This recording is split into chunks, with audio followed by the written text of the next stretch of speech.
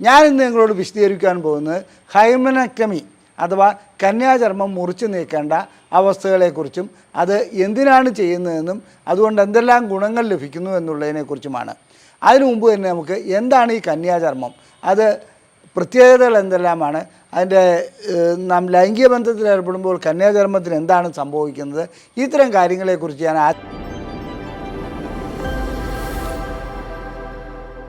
ഞാൻ ഡോക്ടർ അജയൻ വർഗീസ്, കോഴിക്കോട് ജില്ലയിൽ കുന്നമംഗലം പന്തീർപ്പാടത്തുള്ള institute of sexual and reproductive medicine എന്ന സ്ഥാപനത്തിൻ്റെ ഡയറക്ടറാണ്. International association of sexual medicine practitioners modern medicine എന്ന അസോസിയേഷൻ്റെ അഖിലേന്ത്യാ ചെയർമാനുമാണ്. ഞാനിന്ന് നിങ്ങളോട് വിശദീകരിക്കാൻ പോകുന്നത് ഹൈമനക്ടമി അഥവാ കന്യാചർമ്മം മുറിച്ചു നീക്കേണ്ട അവസ്ഥകളെക്കുറിച്ചും അത് എന്തിനാണ് ചെയ്യുന്നതെന്നും അതുകൊണ്ട് എന്തെല്ലാം ഗുണങ്ങൾ ലഭിക്കുന്നു എന്നുള്ളതിനെക്കുറിച്ചുമാണ്. അതിനു മുമ്പ് തന്നെ നമുക്ക് എന്താണ് ഈ കന്യാചർമ്മം, അത് പ്രത്യേകതകൾ എന്തെല്ലാമാണ്, അതിൻ്റെ നാം ലൈംഗിക ബന്ധത്തിൽ ഏർപ്പെടുമ്പോൾ കന്യാചർമ്മത്തിന് എന്താണ് സംഭവിക്കുന്നത്, ഇത്തരം കാര്യങ്ങളെക്കുറിച്ച് ഞാൻ ആദ്യം ഒന്ന് വിശദീകരിക്കാം. കന്യാചർമ്മം എന്ന് പറയുന്ന ഒരു പാട മാത്രമാണ്. അതായത് യോനിക്കുള്ളിലേക്ക് ലിംഗം പ്രവേശിക്കുന്നതിന് തടസ്സം നിൽക്കുന്ന ഒന്നല്ല. കന്യാചർമ്മം 4 തരത്തിലുണ്ട്. ഒന്ന്, അതിന് ദ്വാരമില്ലാത്തത്. അത്തരം കന്യാചർമ്മങ്ങൾ അപകടം പിടിച്ച ഒന്നാണ്, അതിന് ഹൈമനക്ടമി ചെയ്യുക തന്നെ വേണം. 2, ചെറിയ ദ്വാരമുള്ളത്. അതേസമയത്ത് അതിന് ചന്ദ്രക്കല പോലെയുള്ള ഒരു ദ്വാരമാണ് അതിനകത്ത് ഉണ്ടാകാറുള്ളത്. അത് സാധാരണ ഒരു കന്യാചർമ്മം എന്ന് പറയാം. അതുകൂടാതെ സെപ്റ്റേറ്റ് ഹൈമണുണ്ട്. സെപ്റ്റേറ്റ് എന്ന് പറഞ്ഞാൽ ഇത് 2 ദ്വാരങ്ങളുണ്ടാവും, അതിൻ്റെ നടുക്കൊരു പാളിയും ഉണ്ടാവും. അത്തരം കന്യാചർമ്മങ്ങളാണ് വേറൊരു തരത്തിലുള്ളത്. ഇതുകൂടാതെ ഒരൊറ്റ ദ്വാരമല്ല, ഒട്ടനവധി ദ്വാരങ്ങളുള്ള ക്രിബ്രിഫോം ഹൈമൺ എന്ന് പറഞ്ഞ് വേറൊരു തരത്തിലുള്ള ഹൈമണുമുണ്ട്, അതായത് കന്യാചർമ്മമുണ്ട്. ഇതിൽ ഞാൻ ആദ്യം സൂചിപ്പിച്ചു ഇംപെർഫറേറ്റ്, അതായത് ഒരു രീതിയിലും രക്തം പുറത്തേക്ക് വരാൻ പറ്റാത്ത രീതിയിൽ പരിപൂർണമായി അടഞ്ഞിരിക്കുന്ന കന്യാചർമ്മം അപകടം പിടിച്ച ഒന്നാണ്. ആദ്യമായി രക്തസ്രാവം ഉണ്ടാകുമ്പോൾ, അതായത് ആർത്തവം ഉണ്ടാകുമ്പോൾ, ഇത് രക്തത്തെ പുറത്തേക്ക് പോകാൻ അനുവദിക്കാതെ അവിടെ ആ രക്തമെല്ലാം തളം കെട്ടിക്കിടക്കുകയും ഗർഭപാത്രവും അതുപോലെ അടിവയറും വീർത്തു വരികയും ചെയ്യുന്നു. ഇത് വളരെ ഗുരുതരമായ വേദനയിലേക്ക് പോകുന്നു. അതുപോലെ തന്നെ അസ്വസ്ഥത ഉണ്ടാകുന്നു, മലബന്ധമുണ്ടാകുന്നു, മൂത്രതടസ്സമുണ്ടാകുന്നു. ഇതെല്ലാം ഇത്തരം ഹൈമണിൻ്റെ അവസ്ഥയായി മാറാം. സാധാരണഗതിയിൽ ഇത് മെഡിക്കൽ മാനേജ്മെൻറ്റ് ആശുപത്രിയിൽ എത്തുന്നതോടുകൂടി ഈ വേദനയുമായി എത്തുന്ന രോഗികളെ പരിശോധിക്കുമ്പോൾ അവർക്ക് ആർത്തവത്തിൻ്റെ കാരണമാണോ ഇല്ലെന്നുള്ളത് സ്കാൻ ചെയ്തും മറ്റും നോക്കുമ്പോൾ മനസ്സിലാക്കാൻ കഴിയും.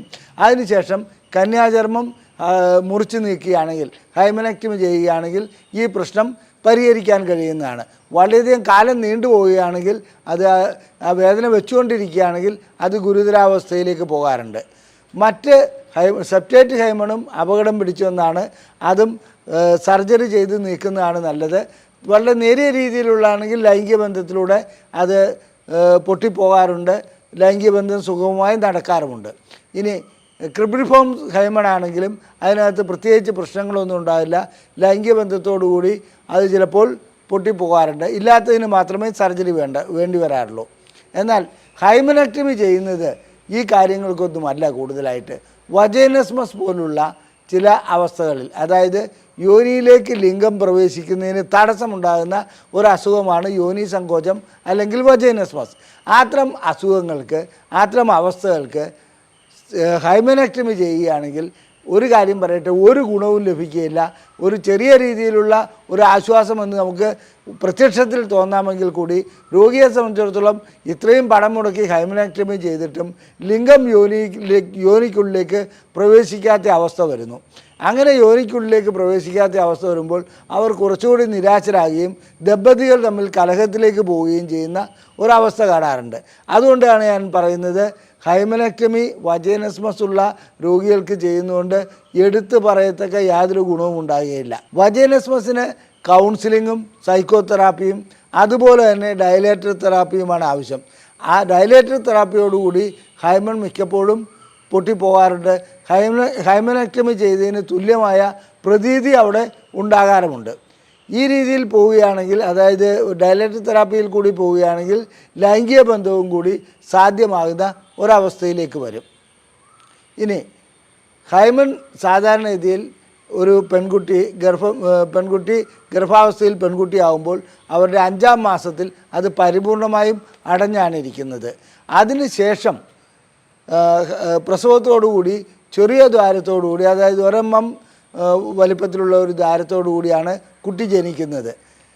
അതിനുശേഷം ഓരോ വർഷം കഴിയും തോറും ഓരോരോ വെച്ച് 1 മില്ലിമീറ്റർ വെച്ച് അത് കൂടി വരുന്നതായി കാണാം. ഇനി പ്രായപൂർത്തിയാവുന്നതോടുകൂടി ഹൈമൺ എന്താണ് സംഭവിക്കുന്നത്, കന്യാചർമ്മത്തിൽ എന്താണ് സംഭവിക്കുന്നത്? ഈസ്ട്രജൻ പെൺകുട്ടിയിൽ കൂടുതലായി ഉൽപ്പാദിപ്പിക്കപ്പെടുന്നു. ഈസ്ട്രജൻ്റെ ഉൽപ്പാദനത്തോടുകൂടി ഹൈമണിൻ്റെ കട്ടി കുറയുന്നു, അതുപോലെ തന്നെ ദ്വാരം വളരെ വലുതാകുകയും ചെയ്യുന്നു. ഇത് സ്വാഭാവികമായി നടക്കുന്നതാണ്. ഞാൻ നേരത്തെ സൂചിപ്പിച്ച അതായത് ഇംപെർഫറേറ്റ്, അതായത് ഒരു ദ്വാരമില്ലാത്ത ഹൈമണൊക്കെ ഉണ്ടാകുന്നത് ചില അസുഖങ്ങളുടെ ഭാഗങ്ങളാകാം, ചില അവസ്ഥകളുടെ ഭാഗങ്ങളാകാം. അത്തരം രോഗാവസ്ഥകൾക്ക് മാത്രമാണ് ശസ്ത്രക്രിയകൾ ചെയ്യേണ്ടതുള്ളത്. ഇനി മറ്റൊരു തെറ്റിദ്ധാരണയെക്കുറിച്ച് കൂടി ഈ അവസരത്തിൽ പറയേണ്ടതുണ്ട്. അതായത് സാധാരണഗതിയിൽ ആദ്യ രാത്രിയിൽ ലൈംഗിക ബന്ധത്തിൽ ഏർപ്പെടുമ്പോൾ രക്തം വരണമെന്നും, അതായത് കന്യാചർമ്മം പൊട്ടി രക്തം വരണമെന്നുള്ള ഒരു മിഥ്യാധാരണ ഇന്നും ചില സമൂഹങ്ങളിൽ കാണപ്പെടുന്നുണ്ട്. അതുമാത്രമല്ല, നല്ല വിദ്യാഭ്യാസമുള്ള വ്യക്തികൾക്ക് പോലും അത്തരമൊരു ധാരണയുണ്ട്, കന്യാചർമ്മം പൊട്ടി രക്തം വരേണ്ടതുണ്ടെന്നുള്ളത്. ഇത് തെറ്റിദ്ധാരണയാണ്. ചില സ്ത്രീകളിൽ കന്യാചർമ്മം പൊട്ടി രക്തം വന്നെന്ന് വരാം. എന്നാൽ എല്ലാ സ്ത്രീകളിലും കന്യാചർമ്മം പൊട്ടി രക്തം വരേണ്ട ഒരു ആവശ്യമില്ല, അങ്ങനെ ഉണ്ടാകുകയുമില്ല. കാരണം ചില കന്യാചർമ്മങ്ങൾ ലിംഗം യോനിക്കുള്ളിലേക്ക് കടക്കുമ്പോൾ അതിൻ്റെ ഇലാസ്റ്റികത കൊണ്ട് അത് ലിംഗത്തെ പ്രവേശിപ്പിക്കുവാൻ ഒരു തടസ്സവുമില്ലാതെ മുന്നോട്ട് കൊണ്ടുപോകാറുണ്ട്. മാത്രമല്ല, ചില സ്ത്രീകളുടെ കന്യാചർമ്മം വളരെ വളരെ ചെറുതുമായിരിക്കും. കാരണം അത്രയ്ക്കും വലിയ ദ്വാരം അതിനകത്ത് വന്നിട്ടുണ്ടാകാം. ഇനി മറ്റൊരു അവസ്ഥ കൂടി പറയാം. ഫിസിക്കൽ എക്സസൈസ് കൂടുതലായി ചെയ്യുന്ന സ്ത്രീകൾ, സ്വയംഭോഗം ചെയ്യുന്ന സ്ത്രീകൾ, ഇവരുടെയൊക്കെ കന്യാചർമ്മം മിക്കപ്പോഴും അവിടെ കണ്ടുകൊള്ളണമെന്നേ ഇല്ല, അത് നഷ്ടപ്പെട്ടിട്ടുണ്ടാകാം. ഈ കാര്യങ്ങളാണ് നാം ആദ്യം മനസ്സിലാക്കേണ്ടത്. ചിലർ ഇതിൻ്റെ അതായത് നമ്മുടെ വിർജിനിറ്റിയുടെ ഒരു ലക്ഷണമായി കന്യാചർമ്മത്തെ കാണുന്നവരുണ്ട്. ഇതും ഒരു അബദ്ധം തന്നെയാണ്.